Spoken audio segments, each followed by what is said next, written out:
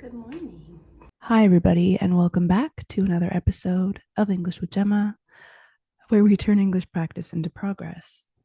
Um, this is my roommate's new cat, Oliver. As you can see, he's a kitten. He's only 2 months old. Um, and having Oliver around kind of made me realize, weirdly, how many English idioms there are with cats. So that's what we're going to be focusing on today. A little bit about the history of the domestication of cats, and then also cat idioms. So, whether or not you're a cat lover, it's kind of important to know these idioms because, as I said, they're very popular and common. So, let's get started. Okay. So, like I said, we're going to start with a short history of cat domestication. So, most experts agree that cats basically domesticated themselves. Unlike dogs, which humans actively bred and trained, cats just kind of moved in. Yes, thank you, Oliver. I don't know if you can hear him meowing. Yes, thank you. Thousands of years ago, when humans started farming and storing grain, um, cats kind of just moved into those places because, of course, the grain and food attracted mice and rats. And, of course, what animals love chasing mice? Cats. So, wild cats began living with humans for food. And then humans obviously liked having cats around because they kept away the rats and the mice. So over time, cats became more comfortable with people, and slowly but surely, they became our furry little companions. So let's jump into the idioms. I've chosen some of the most popular, and in my opinion, oh no, he's gonna bite the microphone. 1 second. Oliver, can you have a nap while I'm doing this, please? Come on, go, go to sleep. Go back to sleep.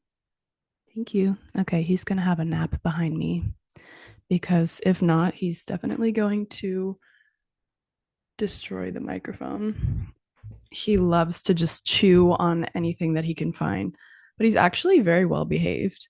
Um, he already like eats on his own and he uses his litter box by himself. Like he's very independent and I'm very proud of him.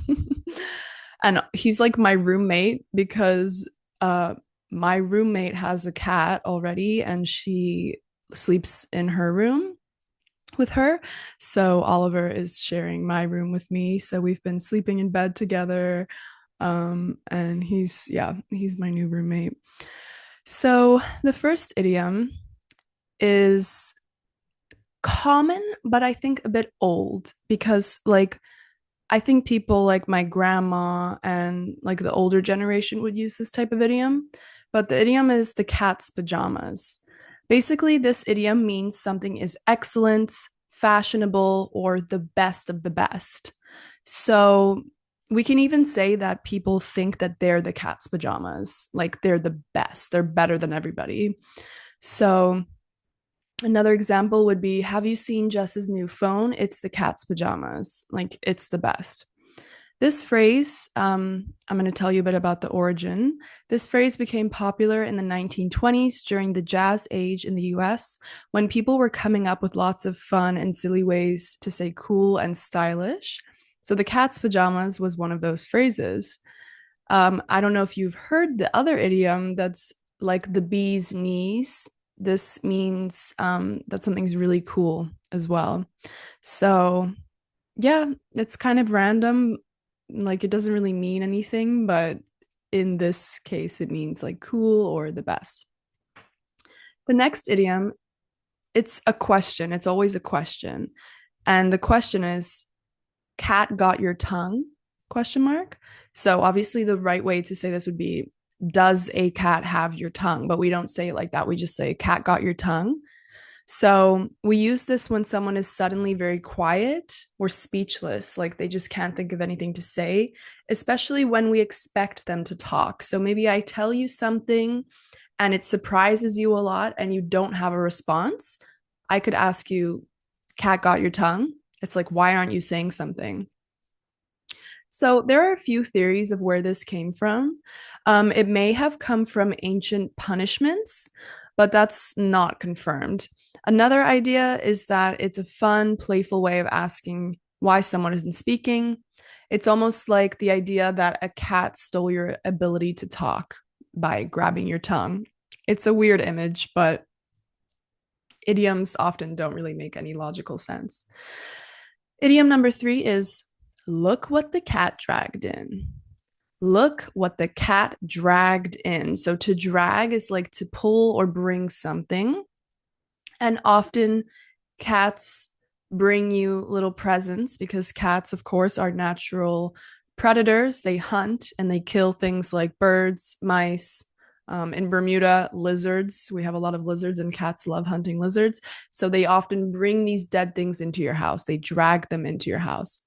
The meaning is a humorous way, and sometimes a rude way, to greet someone who looks messy or arrives unexpectedly. So, for example, I come home after a long night of drinking and I look a bit shitty, and my friend could look at me and say, oof, look what the cat dragged in. Almost like saying that I look like a dead rat or mice or something that a cat would bring home. So it's not it's not a very polite idiom, but yes, it is to say like, ooh, you don't look so good. Like, oof, look what the cat dragged in, referring to somebody who doesn't look so good. So, of course, the origin, as I mentioned before, is coming from the image of a cat proudly dragging in something, usually something gross or dead. And if you've had a cat or you have a cat, you know what I'm talking about. They love to bring those little presents. So when it's used for to describe a person, it's a cheeky or sarcastic way to say that they look tired, dirty, or that they just surprised you by showing up. So it doesn't always have to be super negative. The next idiom is curiosity killed the cat. This idiom is a warning, which means being too nosy or too curious can lead to trouble. Being nosy means that you always have your nose, you always have yourself in other people's business. You always want to know what's going on. Maybe you gossip a lot. So, an example of this would be don't go looking through her phone. Curiosity killed the cat. So, this means don't look through somebody's messages because you might find something that you don't like. Originally, the phrase was care killed the cat, where care meant worry, but over time, it changed to curiosity. So the full version of this phrase is actually curiosity killed the cat, but satisfaction brought it back. So it's not always negative. It can mean that curiosity is dangerous, but it can also sometimes be rewarding. Okay, the next one is to let the cat out of the bag. This means to accidentally reveal a secret. So, for example, I was trying to keep the party a surprise, but Sam let the cat out of the bag. This might come from old market scams where people would sell a pig in a bag, but it was really a cat. So, if somebody opened the bag, the secret was out, and so was the cat. It's pretty crazy, right? That's so funny. Yeah, basically at a market where you would buy meat, I guess they would sell a pig inside of a bag. And in order to sell with the same price, but of course replace it with a cat, this was like a scam. So the cat would jump out of the bag. I guess they were selling these animals alive, a pig alive in a bag. Oh, that's horrible. All right, next one. Like a cat on a hot tin roof.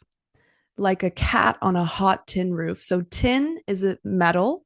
So, if a roof of a building is metal and the sun is on it, of course, it's going to be very hot. So, the meaning of this is someone who is very nervous, anxious, or jumpy.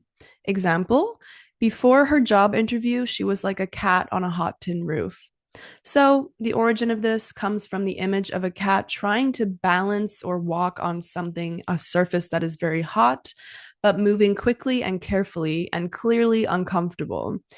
It became very popular thanks to the famous play by Tennessee Williams, which is called Cat on a Hot Tin Roof. Fun fact, I studied theater and performance in university, And Cat on a Hot Tin Roof by Tennessee Williams was one of the plays that we had to study. And I think we actually acted it as well. Um, I don't really remember much about it, but I just always remember that name. It always stuck with me.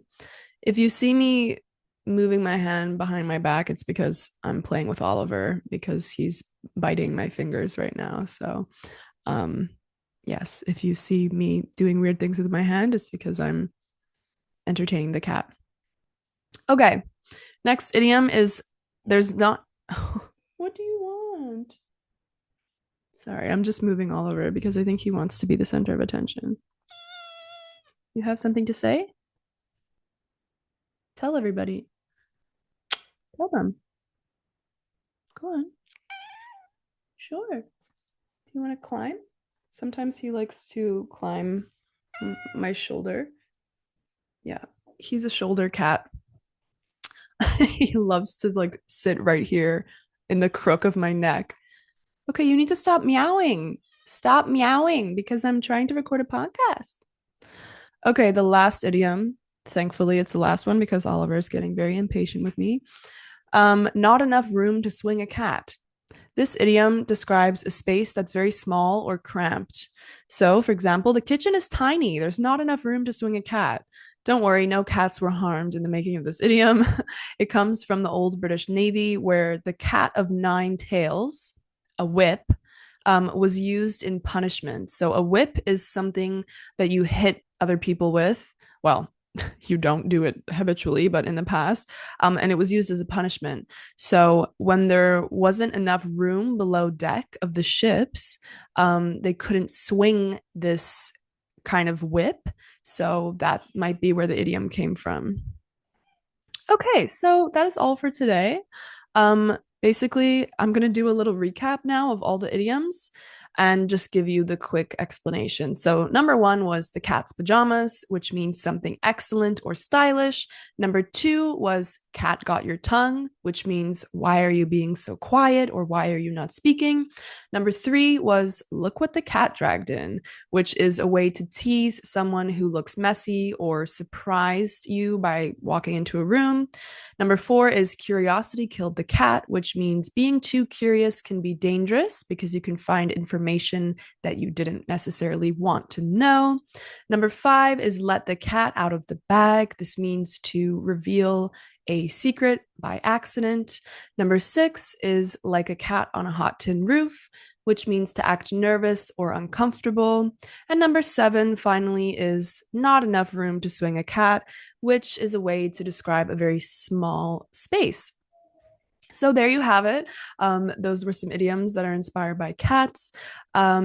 Yeah, I think the takeaway from today is just that English idioms can be very weird and a bit funny.